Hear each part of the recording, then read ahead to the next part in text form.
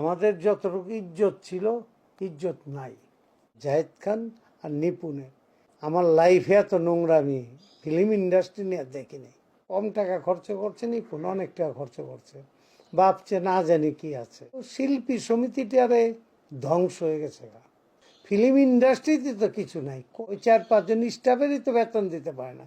কাঞ্চন ভাই একমাত্র এখানে সিনিয়র হিসাবে, উনি যদি ডাক দেওয়া আসা এই সবাইরে নিয়ে বসতো, বৈশা যদি এটার সমাধান করতো, কাঞ্চন ভাই এটার মিছিল করে দিতে পারতো, কিন্তু করে না ওইটা।